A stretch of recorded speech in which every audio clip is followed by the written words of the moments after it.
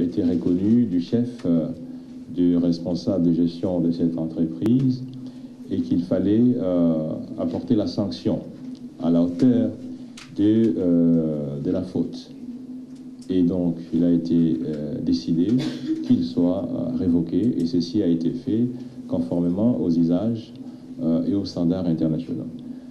Donc, moi, j'ai pensé que RFI allait féliciter le gouvernement pour cette marque de bonne gouvernance. Ce sont des malversations financières, c'est ça la question. J'ai dit qu'il s'agit des questions de gouvernance, une faute lourde dans la gouvernance. Voilà. Partage de la croissance, mais également la lutte contre. Vous avez une nouvelle façon de travailler. Vous avez couvert de fleurs le gouvernement congolais lors de ses assemblées annuelles. Ici, on vous a... Je pense pas qu'il y a une confusion. Je ne suis pas de notre institution. L'institution que je représente a un programme qui est très actif et très vivant. Et... Je parle du programme économique du gouvernement, le programme triennal qui, pour le moment, nous ne sommes pas en programme triennal avec vous. Ça, c'est le Fonds monétaire international. Voilà. Donc l'institution que je représente, qui est la Banque mondiale, qui a un programme extrêmement actif avec la République démocratique du Congo, qui a été bien résumé dans notre stratégie pays, qui a été représentée à notre conseil d'administration récemment. Je crois qu'un de vos collègues vous a donné les montants qui sont actuellement traités ou donnés à des conditions concessionnelles à la République démocratique du Congo. Donc la relation est extrêmement vivante, extrêmement excellente, et je ne sais pas d'où vous tenez cette information. Bon, maintenant pour en revenir je ne suis ni professeur, les pays ne sont pas des élèves. Je pense avoir traduit en termes précis les réalisations du pays, donc je ne sais pas si j'ai couvert des loges et de fleurs. Je pense avoir simplement dit ce que j'ai vu, ok, et de la manière la plus objective et la plus transparente. Donc je ne pense pas avoir couvert des loges ou lancé des fleurs. Si dire la vérité, ça correspond à cela, c'est très bien. Je crois aussi que le programme que nous avons aujourd'hui avec la République démocratique du Congo est un programme qui nous a permis d'apprendre aussi des choses. Je crois que nous avons une relation de partenaires entre pays, et quand il y a des choses que nous voyons qui sont intéressantes, il faudrait qu'on essaie de les étudier de plus près. Ce que j'ai vu ici au cours de ces 5 dernières années est un pays qui a fait un ajustement budgétaire très important, qui a réussi à réduire la dépense publique, qui a réussi à passer d'une situation d'hyperinflation à un taux d'inflation l'un des plus bas au monde, et tout en maintenant un taux de croissance de 7 à 8% à 9%. C'est là, et quand même, ayant travaillé dans beaucoup de pays, ayant été moi-même dans des vies antérieures responsable de certaines réformes, c'est pas quelque chose que l'on voit tous les jours. Est-ce qu'on va dire que le Congo est l'exemple à suivre? Je ne sais pas. Pour moi, il n'y a pas d'exemple particulier à suivre.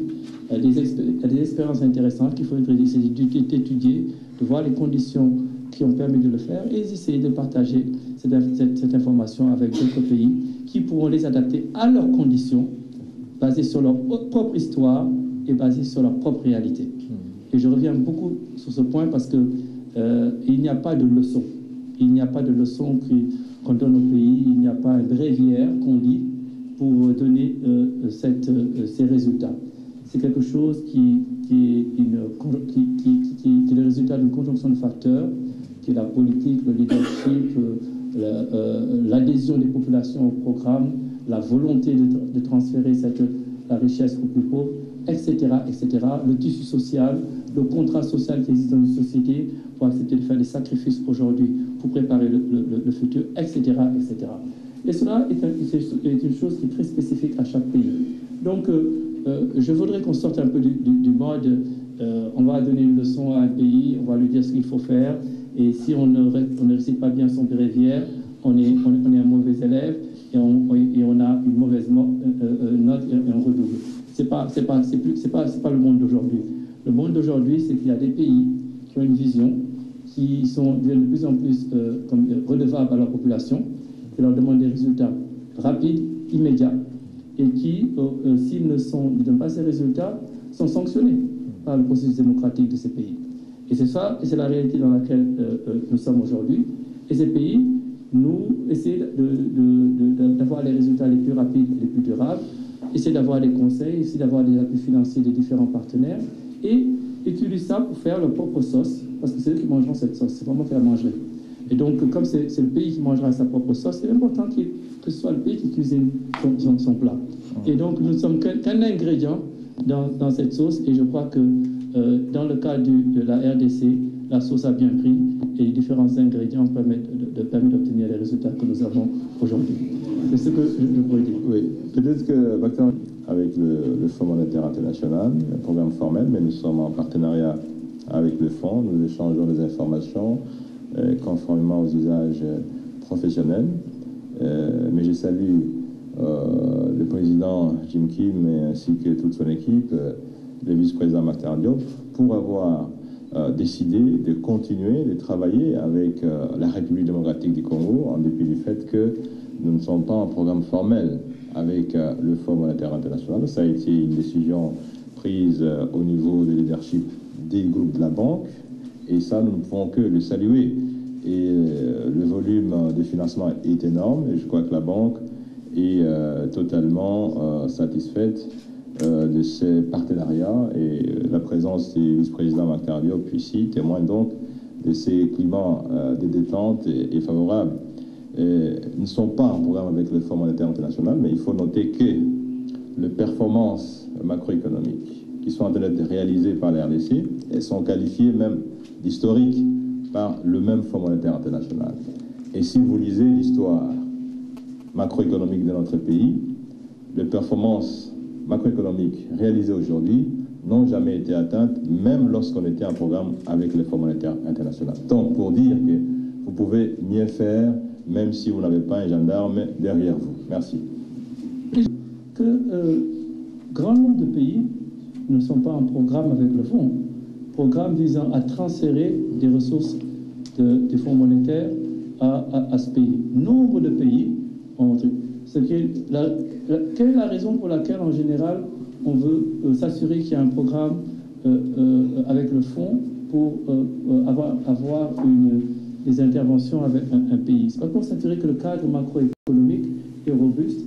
Un cadre macroéconomique est robuste, ce qui veut dire qu'ils sont capables de pouvoir procéder au service de la dette, ils sont capables de gérer les projets de manière... Ils sont capables de croître. Si le pays le fait de lui-même, sans transfert financier en provenance du Fonds monétaire, pour nous, c'est la même chose. Il s'agit simplement de s'assurer que le cadre macroéconomique est... Et nombre de pays... J'ai travaillé pendant 3 ans sur le Brésil. Le Brésil n'a pas un programme avec le Fonds monétaire. Et pourtant, ça n'a aucune signification. Le plus important, c'est est-ce que le pays a une politique macroéconomique, et le Fonds monétaire a ce qu'on appelle l'article 4, qui est la surveillance des macroéconomiques, où il faut un rapport et où il discute avec le pays des défis et des perspectives. Et je crois que si vous lisez le dernier rapport de l'article 4 sur la RDC, il vous dira un peu ce que je ne suis pas vice-président au Fonds monétaire, je laisserai ça à mon collègue du Fonds monétaire pour vous le dire en plus de détails. Congolaise. Ma question est d'ordre général et se rapporte au développement. Il y a une certaine opinion africaine qui estime que l'aide au développement est absorbée ou récupérée par le bailleur sous forme de primes ou d'autres traitements qui sont réservés aux experts et consultants internationaux. Et la Banque mondiale n'échappe pas à cette critique. J'aimerais savoir quelle est la réponse que vous réservez à cette critique. Dans des salles de classe, il y a d'autres débats.